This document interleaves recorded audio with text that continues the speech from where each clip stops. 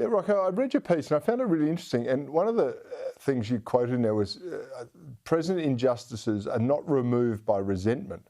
Additionally, there's a real danger of creating some of the new injustices that John Paul II spoke of in terms of the voice. What are some of those potential injustices that you see? Well, these are linked to this undermining of the idea of equality before the law, which has its origins in St. Paul's letter to the Galatians when he said, look, among you there is neither Jew nor Gentile, neither slave nor free, nor man nor woman, for you're all one in Christ Jesus. And that is the basis upon which the idea of equality before the law is based. And the Western liberal democracies, this has been their great mission to implement this ideal over the last 200 years.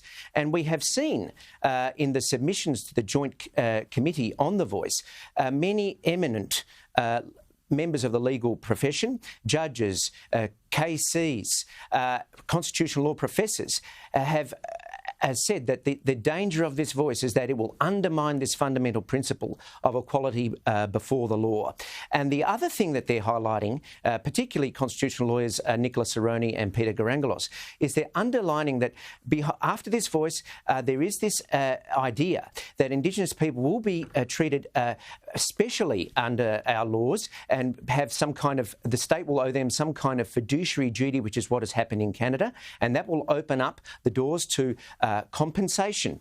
These are very real dangers, and look, I'm sure that once people know this, this will breed the resentment and won't serve for purposes of reconciliation at all. Yeah, this is the thing. We have to make people aware that there are unknowns that we can accept no assurances on by the yes people who want you to just take it on faith it's all going to be okay. But there are claims there is an absence of Aboriginal voices in the public square.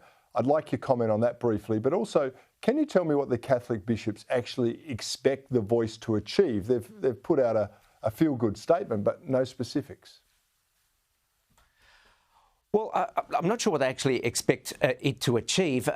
They seem to be adopting the same approach that corporate Australia and these sporting bodies are adopting by saying that it's simply about reconciliation when it's actually far more than that. And as I've alluded to in my previous answer, if they went deeper and had a look at some of the submissions from the leading experts on this, they would see that this is far more than that. And indeed, Indigenous leaders who supported the voice have said, look, it's far more than a recognition of the Constitution. It's about treaty and it's about truth. And the faithful of Australia need to hear that.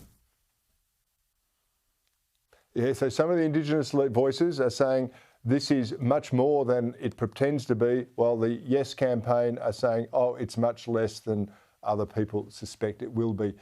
The two versions of events cannot reconcile, and that's why we need people like you, Rocco, to bell the cat and put these things into the public domain. Thanks so much for your time and joining me on Bernardi.